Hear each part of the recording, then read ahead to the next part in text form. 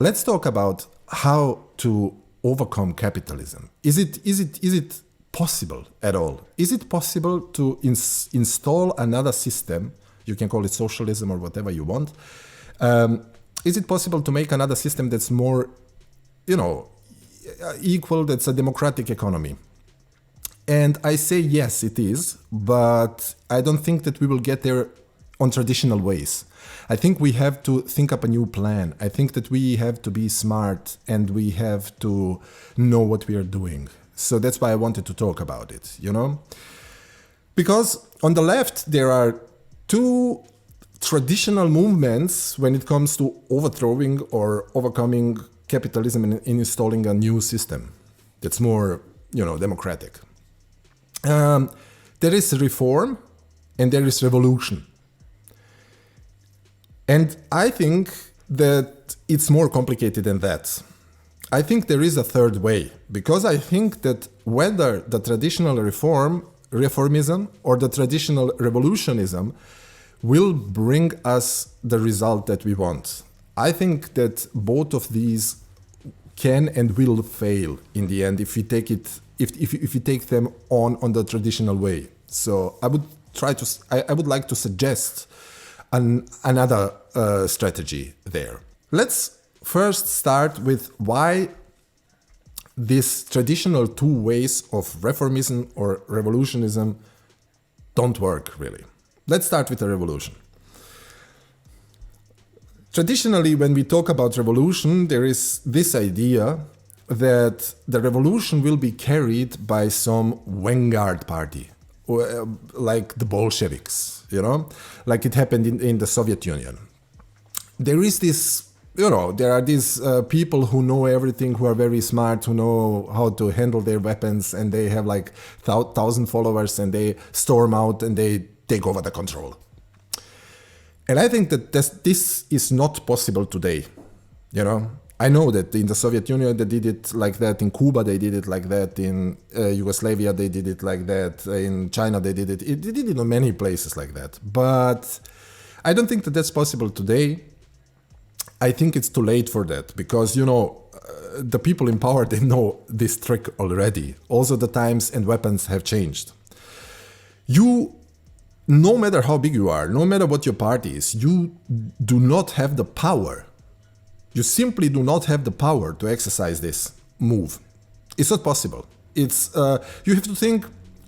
They have like the capitalist power. If you come with violence, you can only lose, because they have a trained police, trained military, trained special forces. They have like tanks and weapons of mass destruction. They have shit. They have drones. They have robots. They have. You have no fucking chance. You're just going to die if you try that. They're just gonna paint the walls of the government building that you try to storm with your blood. Okay, this is not an option. You just gonna die in this way. Now you can argue, of course, oh yes, I'm gonna make it because I have the majority, like half of the population, more than the half of the population is on my side and we all storm together, they cannot kill all of us. But then I would ask you, if you are really that majority, why don't you go the democratic way? Why don't you vote your way inside? Why don't you change everything through a reform? Why don't you vote, Why go for violence if you are really the majority? What's the deal with that, Why would you do that? Because violence is bad. Violence, killing people, is not the real path to go for us. If you are fascist, you can go this way. But we are not fascists, so killing people is not really what we should do. That's not really an option for us. So I think that violence is bad. Also, because if you would use violence to bring up a new system, you would have to use violence to protect this new system. That's a big problem. That's a very, very big problem, because you cannot take control with violence, but then you don't need any violence to hold it. See any example from the past, Soviet Union, they fought like after the revolution, they fought like, I think 4 years or something like that. They have to kill a bunch of people because counter-revolutions happened.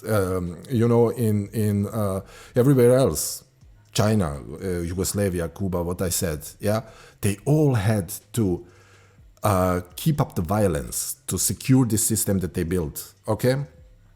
And even if you would manage to beat down all the counter-revolutions to hold up the system, even then you would have the problem that all around you, there are capitalist regimes. So you are one state, one little state, who's got like communism, socialism, communism, I don't think it would be communism. You would have socialism, and yeah, the first thing that would happen is they would start an economic war on you. They would start to put embargoes on you, to put all the soft power on you, to put all the economic power on you. You know, this is what they would do. It happened a million of times. No socialist state really survived for a long time because of that, because, you know, capitalism is global. So they just start to fight you from all sides and you just can't survive that shit, you know? So this is why I always say, if you want to change capitalism, that is a global system, you have to operate globally. You cannot go inside and try to overthrow this system from one country. This is not how it works, you know? Because you're too weak, they will just shoot from all the other countries around you and they will just isolate you and you will just starve, okay? Not only like starve because of food, but economically starve, you know? And this will get the problem. The people will start to hate you. So this doesn't work. Yeah. So that's revolutions. That's why I think that revolutions are not really an option nowadays. You can forget that, okay? The second traditional way are reforms. You know, you use democracy to change the system. You become the biggest party in the state, and then you change the system. You take over the democracy. Just you are the ruler, and you start to develop socialism. Okay, you expropriate companies or whatever, private people, and you start to build a socialist society. That's the plan somehow. I see a lot of problems there. It's not a bad idea, but for itself, standing alone like that, I think it's not enough. I think it's really not enough, because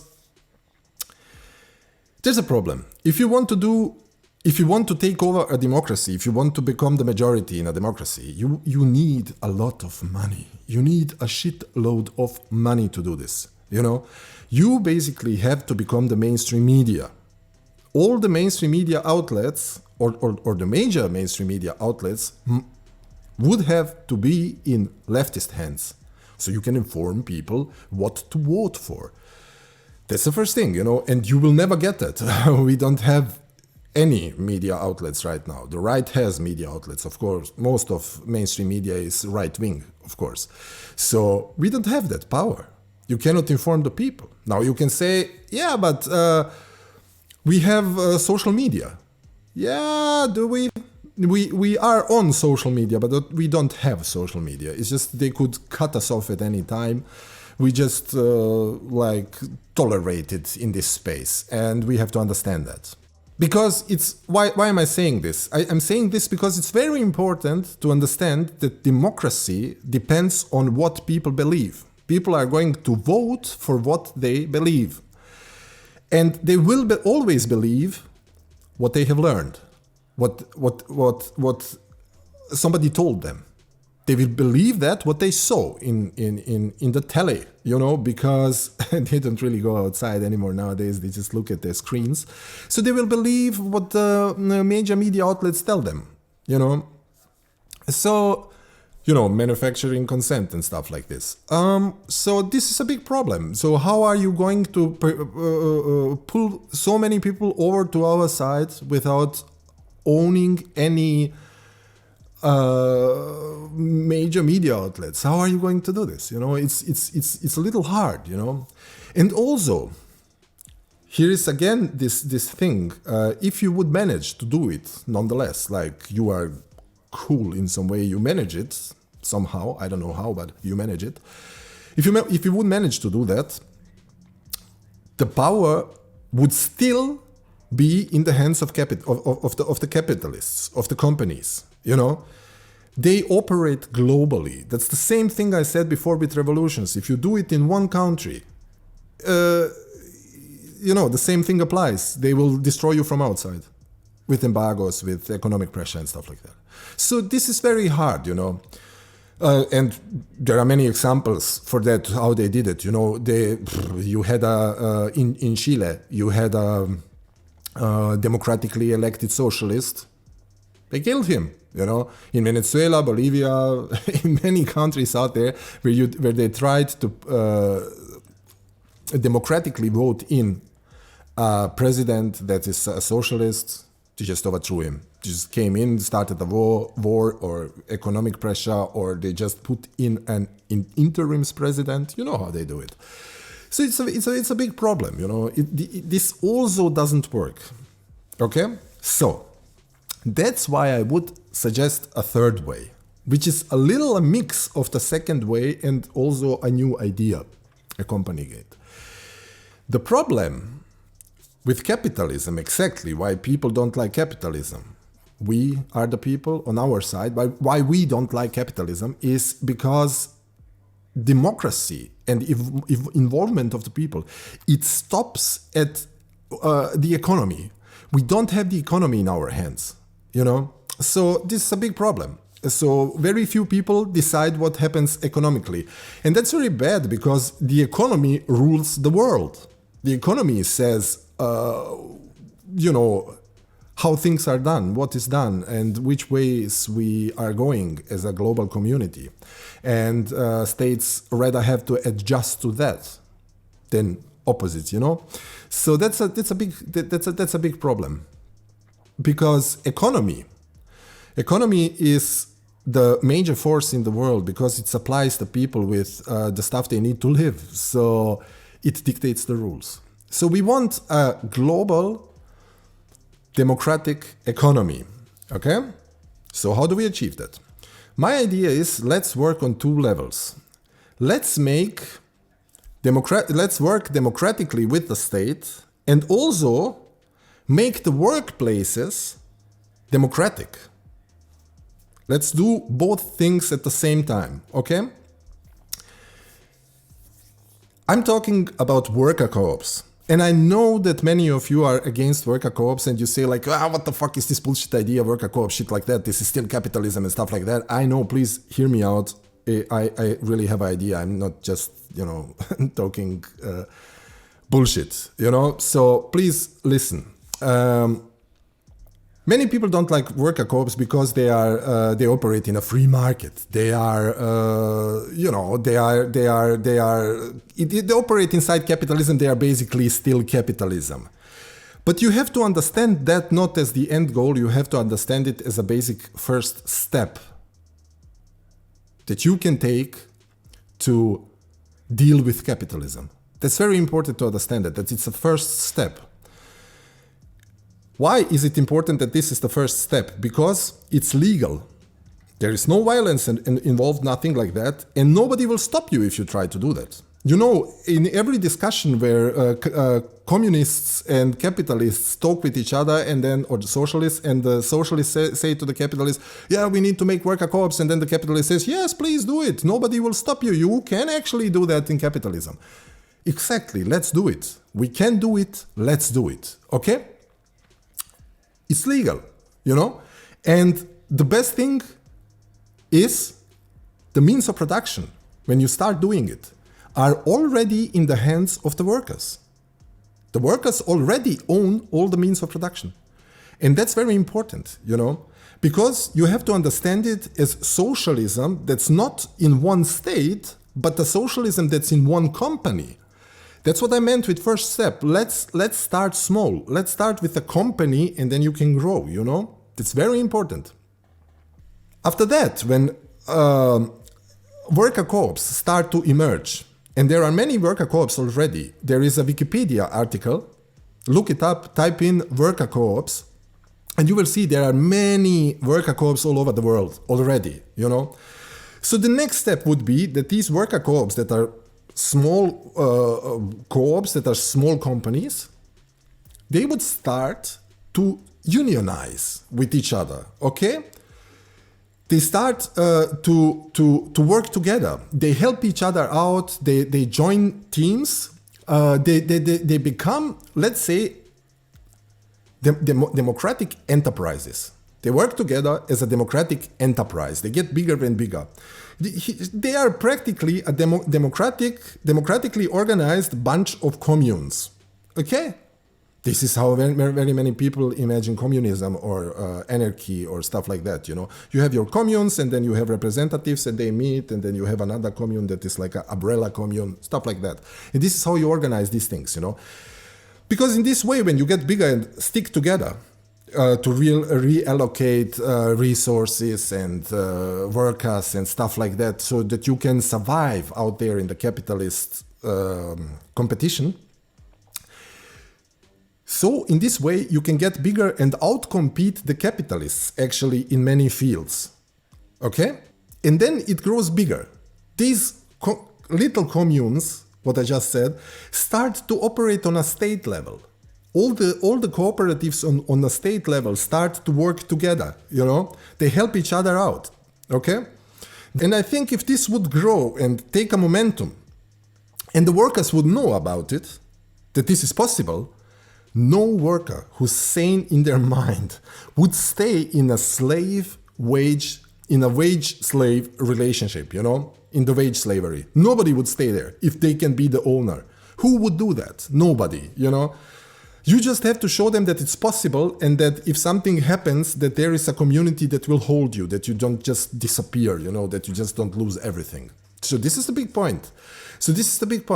So take all of that, what I said, and let it grow. Yeah, practice this thing, what I said. And in few years, you have so many worker co-ops, enterprises, they grow and unite. They unite in different countries. And then they unite across the borders. They grow, you know. Then the whole world, they start to operate with each other through the whole world. And the worker from worker co-ops who understand what's being played there, they start to buy at other worker co-ops. They don't buy at Amazon. They don't buy or in private companies. They buy from other worker co-ops. And they work with other worker co-ops. And what would happen from that is that the private companies would begin to shrink.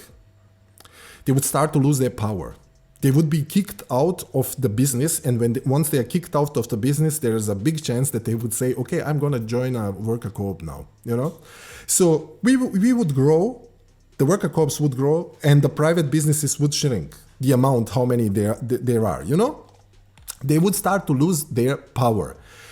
And once the tipping point is reached, that there are more worker co-ops than capitalist enterprises, there is no stopping anymore. Then this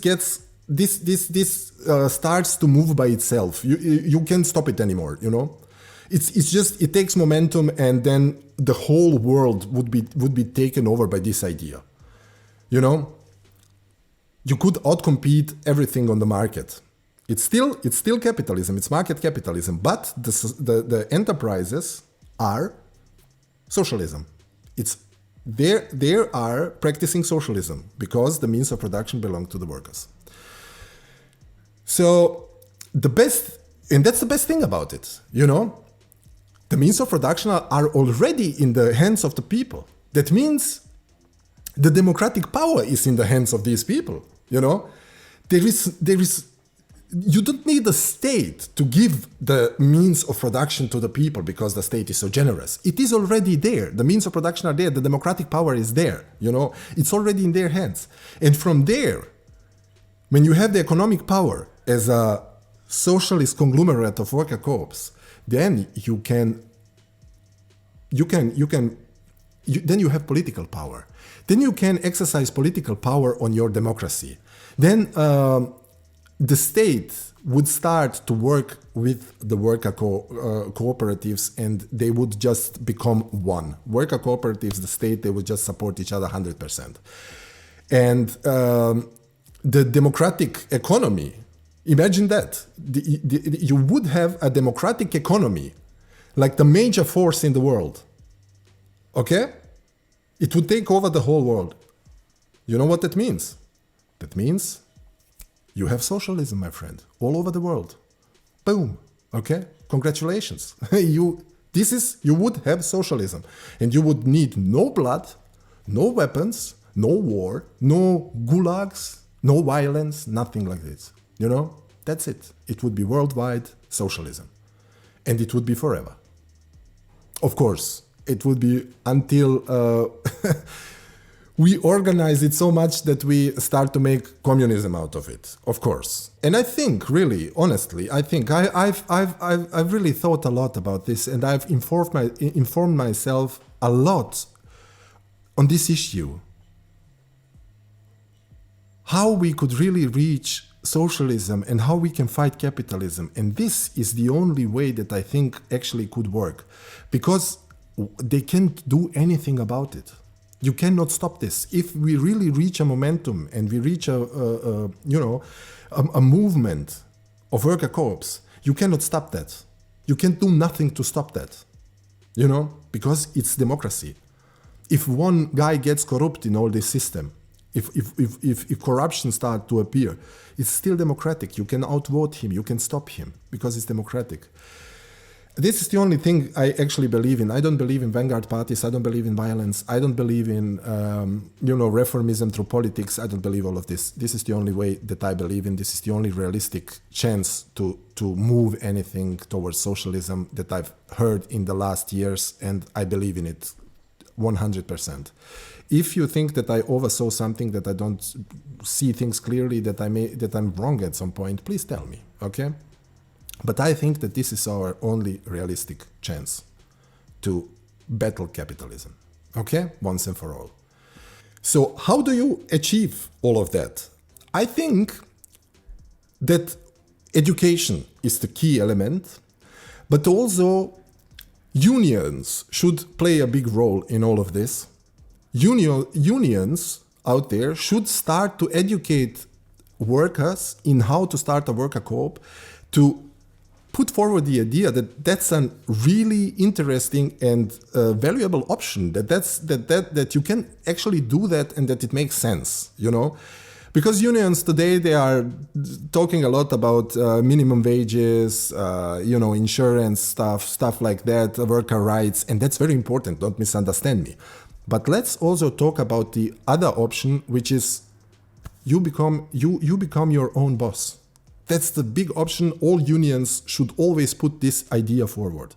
Okay, that's the first thing. The other thing is the state should also be pushed from the left side to advocate for worker co-ops and to support worker co-ops.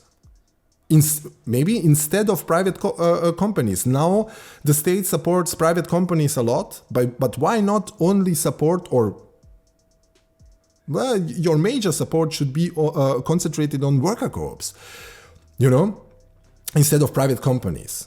It could be a tax relief, it could be financial support to start a company or stuff like that.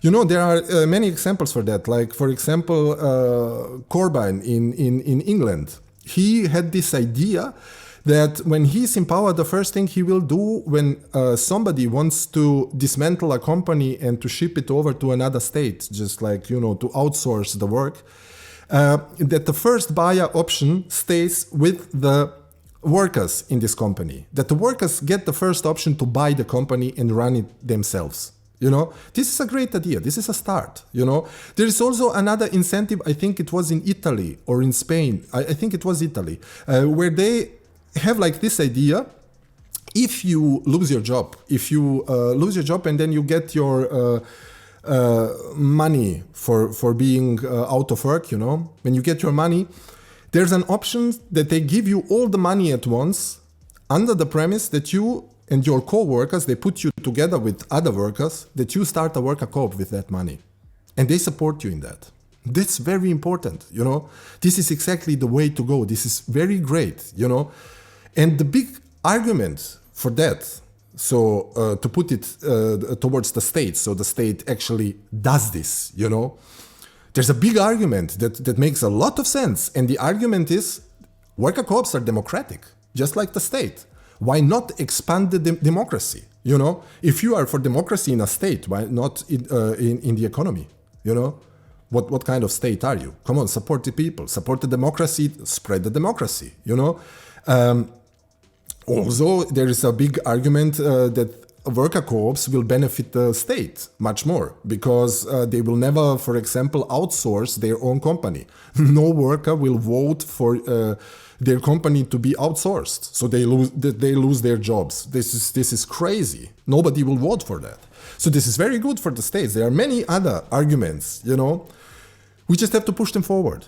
There has to be a movement that pushes these things towards the state, so the state recognizes that there is a demand to broaden the democracy. This is very good, okay? Our YouTubers out there need to start spreading the message about this way, need to start spreading the message about worker co-ops. But not only there are worker co-ops are good, but really to inform people how to start worker co-ops, how to maintain worker co-ops, what worker co-ops are, and we have to push it from many channels, okay? We have to organize in this sense that we push it from many channels and that we always repeat it. You know, we need information campaigns. You know, all these YouTubers could also start to interview different people from existing worker co-ops, to start to interview their CEOs or their democratically elected CEOs and their people like who work there and stuff like that. Talk with them. Invite them to your show, make it available to people, spread the info. That's the first thing we can do right now. This is where we can begin, okay? We need information campaigns. And make this thing, in my opinion, we should make this as our new claim. Economic democracy. This should be, that sounds great. Nobody out there is against democracy, except fascists, but fuck fascists. Economic democracy, it sounds great. It sounds better than, you know, I see often like leftists, they have like anarchy flags, Soviet Union flags, this and that flags, Antifa flags, flags like that. No, we need a flag for worker co-op because these other things, anarchy, Soviet state flag, all of these Antifa flags, all of this is burnt ground. The people don't like this. The people out there don't like this. We like it, of course, we like it. It's our flags, of course we like them. We understand what they mean. But the people out there don't understand it, so we maybe have to approach it a little bit easier, like with democratic economy. We should try this way, I think. Maybe I'm wrong. If I'm wrong, please correct me. But I think we should try to reach the people by not being that obvious, like communism, you know, let's take a step after the other, okay? So this is what I believe. So, spread the message and support worker unions. Tell your friends about worker unions. Tell your parents about worker unions. Go on Twitter and spread the message about worker cooperatives, you know. Worker cooperatives, not worker unions, worker cooperatives, you know. Start to spread the message on worker cooperatives. our YouTubers need to start spreading the message about worker cooperatives. Okay? That's very important. Please do that, and I think we can actually beat capitalism.